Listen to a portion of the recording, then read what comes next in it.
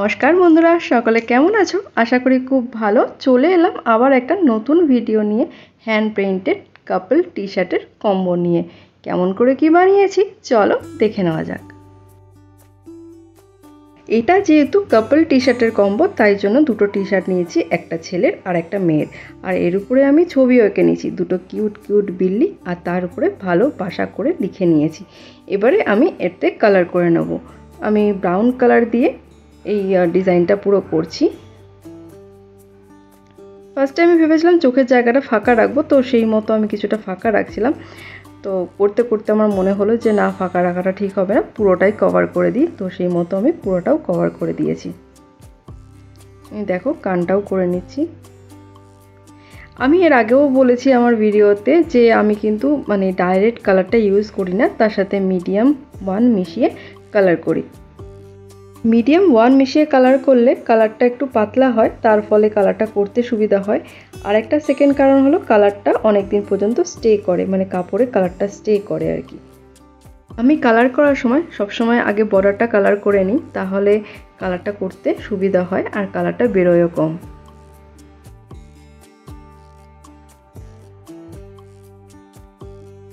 এই ডিজাইনটা মোটামুটি হয়ে গেছে। এবারে আমি লেসটা করে নেব। দেখো এটা আমি একটুখানি সরু তুলি ইউজ করছি যাতে কোথাও বেরিয়ে না যায়। এই যে হয়ে গেছে, এবারে আমি লেখাটা কালার করে নেব।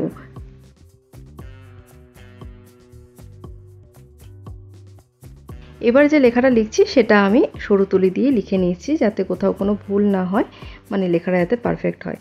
তো বেসিক্যালি এটা হলো একটা লেডিস টি শার্ট, আর আমি যে থিমটা করছি তো সেই থিম অনুযায়ী এই টি শার্টে শুধুমাত্র ভালো এইটুকু শব্দই আমি লিখছি।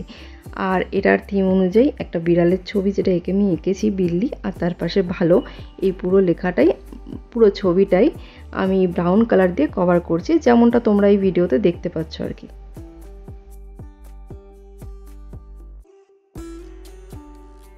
এই দেখো মোটামুটি আমার লেখাটা কমপ্লিট হয়ে গেছে। এবার আমি বিড়ালের চোখ, নাক, মুখ এঁকে নেবো, ডিটেলিং অ্যাড করবো আর কি।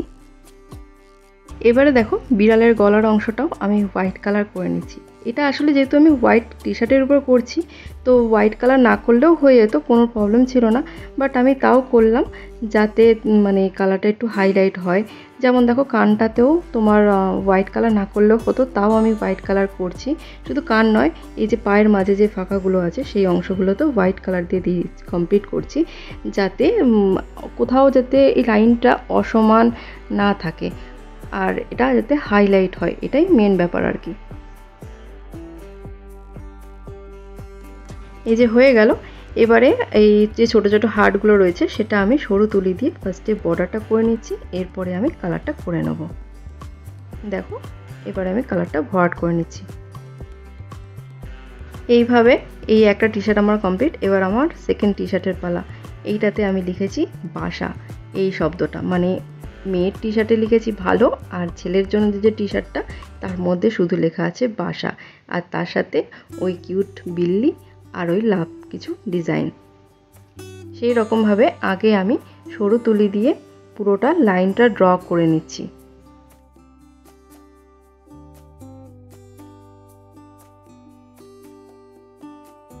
এটা হলো। এবারে আমি বিড়ালের বর্ডারটাও আস্তে আস্তে কমপ্লিট করে নিচ্ছি।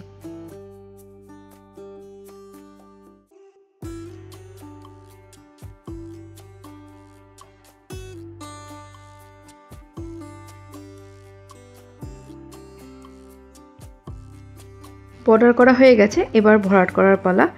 ফার্স্টে আমি বিড়ালটাকে দিয়ে শুরু করলাম কালার করতে। আচ্ছা বলি, আমার ভিডিওগুলি তোমাদের কেমন লাগে সেটা কিন্তু অবশ্যই কমেন্ট করে জানিও। যদি ভালো লেগে থাকে তাহলে কিন্তু অবশ্যই একটা লাইক করো, আর বন্ধুদের সাথেও শেয়ার করো।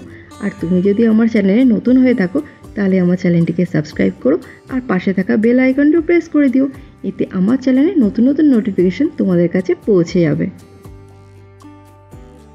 এদিকে দেখো কথা বলতে বলতে আমি কিন্তু লেখাটাও কালার করতে স্টার্ট করে দিয়েছি। এই যে আমার মোটামুটি হয়ে গেছে। এবার আমি হোয়াইট কালার দিয়ে বিড়ালের চোখ, নাক এঁকে দেবো, আর যে বাকি পোর্শনগুলো আছে সেগুলো ভালো করে ডিটেলিং অ্যাড করে নেব হোয়াইট কালার ইউজ করে আর কি। আচ্ছা বলি, তোমরা অনেকেই আমাকে জিজ্ঞেস করো কাপড়ে ফেব্রিক কালার করলে উঠে যাবে না তো? তো বলি একদমই উঠবে না, শুধু কাজ করার সময় রঙের সাথে মিডিয়াম 1 মিশিয়ে কাজ করো, এতে কালার অনেক দিন স্টে করবে। তারপর মিনিমাম 24 ঘন্টা শুকিয়ে নিয়ে উল্টো পিঠে আয়রন করে নিও। এরপর চেষ্টা করবে খুব ঘষে না কাচতে আর কড়া রোদে না শুকোতে, আর কখনোই কিন্তু ডাইরেক্ট এর উপরে আয়রন করবে না। ব্যাস, তাহলে কিন্তু কালার স্টে করবে ভালো মতো। দেখো, আবারও কথা বলতে বলতে আমি কিন্তু হারগুলোর বর্ডার লাইন করা কমপ্লিট করে ফেলেছি, আর তার সাথে কালার করাও প্রায় শেষ। এই যে আমার টি শার্টগুলো রেডি। এবার আমি এগুলোকে ভালো করে শুকিয়ে নেব, আর মোটামুটি 24 ঘন্টা শুকানোর পর এর উল্টো পিঠে আয়রন করে নেব, তাহলেই এটা রেডি টু ইউজ। দেখো, মিনিমাম 24 ঘন্টা শুকিয়ে আয়রন করার পর আমার টি শার্টগুলো একদম রেডি। একটা রিলেশন বা কাপল মানে হলো একে অন্যের পরিপূরক, বা তারা একসাথে মিলে একটা পারফেক্ট জুটি। তেমনই এই টি শার্টটিও একে অন্যের পরিপূরক, একটি ছাড়া অন্যটি কিন্তু একদম অসম্পূর্ণ, আর দুটিতে মিলে একটি পারফেক্ট কম্বো।